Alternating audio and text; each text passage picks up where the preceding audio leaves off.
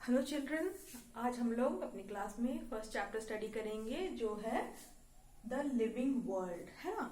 तो living world आपने अपने प्रीवियस क्लासेस में काफी सारी चीजें स्टडी की हुई है, living beings, non living beings के बारे में। तो आज उसी को और थोड़ा डिटेल में हम लोग जानेंगे। ओके, तो फर्स्ट टॉपिक यहाँ पे आता है that what is living. Okay, living के बारे में तो बात कर रहे हैं। So what is living, that means how do we consider that a certain thing और some organism is living, and how to define that a particular condition is the defining property of living beings, of living organisms.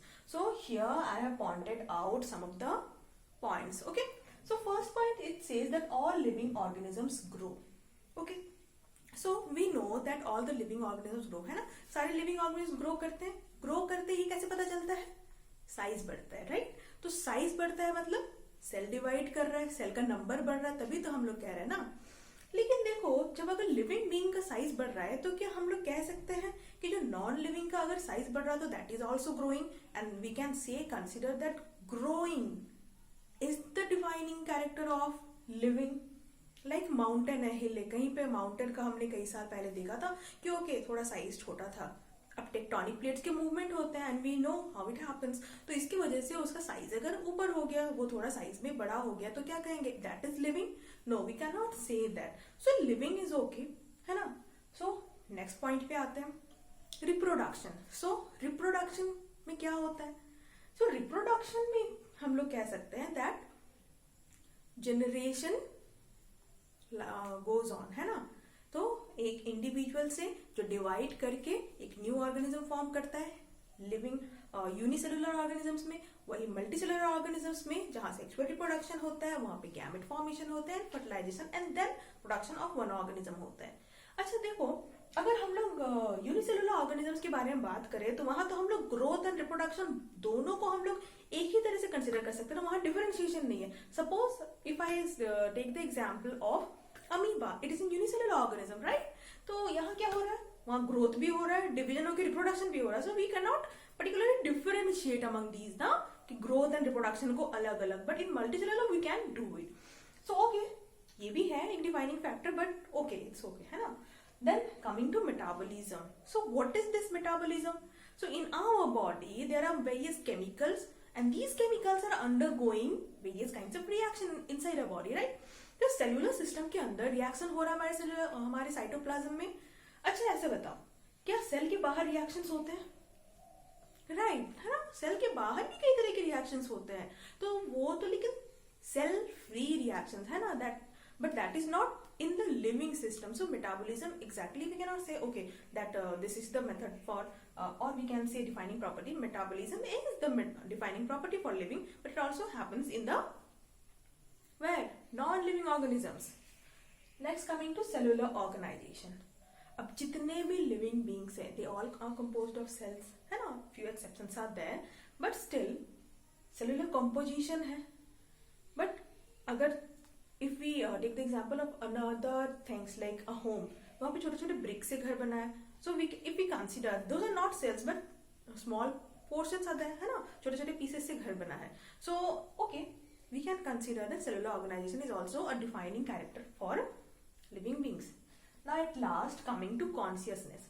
Now consciousness is such a factor which we can consider that only the living beings will have. What does it mean? Consciousness का मतलब self aware, है ना। I know who I am, I know where I am, and I know that what I'm doing, right? तो consciousness is the only such character of living beings which no other things possess, right? So we can say that all these characters define living, but consciousness is such one character which can be which can define living beings, and only living beings has consciousness, no other things in this earth, right? Okay, so next जो topic है उसमें हम लोग जानेंगे diversity, यानी living world है। Living organisms के बारे में तो हमने जान लिया, but there are so many living organisms ना।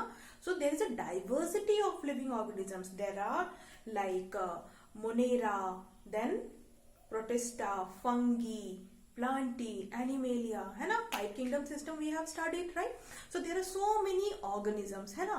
So if we see that, we can say that our Earth's biodiversity, that means the diversity among living organisms. So it has been calculated that till now about 1.7 to 1.8 million species have been known.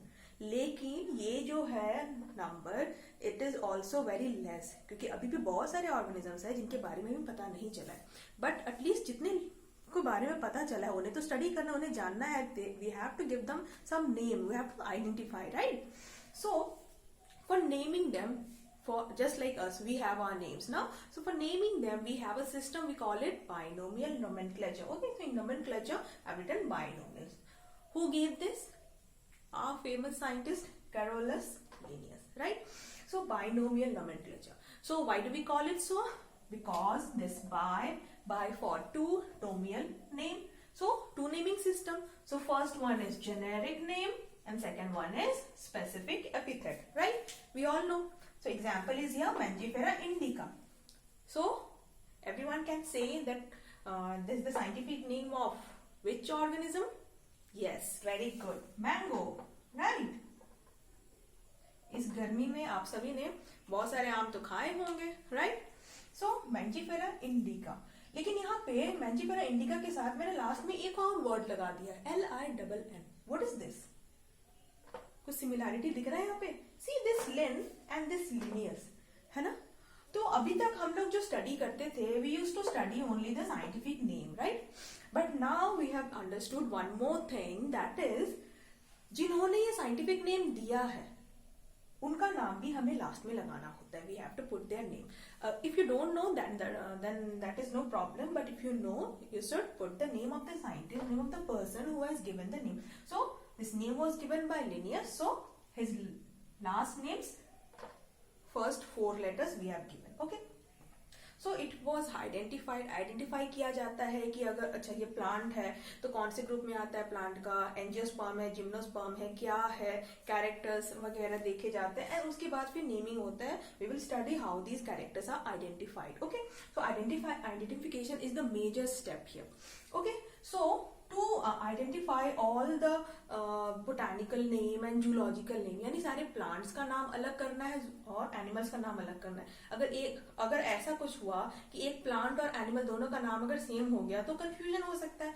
So it is kept to both the names separate. Okay, तो ये करने के लिए कुछ ऐसा system बनाया गया है, that is ICBN and ICZN.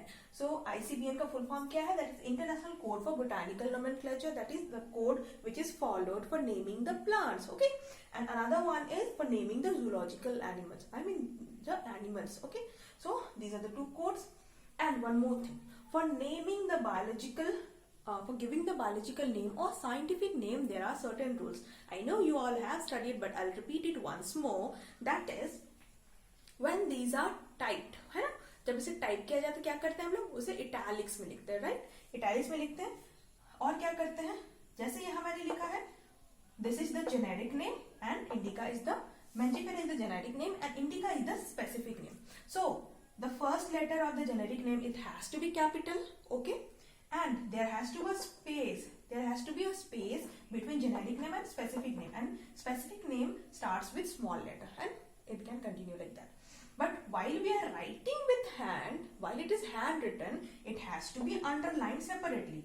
But when we are typing it, what do? It has to be italicized, यानी italics में होना चाहिए और उसमें underline की जरूरत नहीं है ना. और ये जो नेम होते हैं, these are generally Latin names, है ना. Latin से ये नाम उठाया होता है. Latin is a language, so which is no more used in speaking, but from there the name is being used. So scientific name हम लोग क्यों रखते हैं? So that world wide, ये क्या हमें इंटरनेशनल कोड ना, so that world wide एक ही कॉमन नेम, एक ही नाम हो जिससे लोग आइडेंटिफाई कर ले. सपोज अगर हम यहाँ कहेंगे आम, तो अमेरिका में तो लोग आम नहीं समझेंगे ना. So that is why we have to keep the biological name or scientific name. Okay, so go through this, and if you have any doubts, you can ask me in the message. Okay.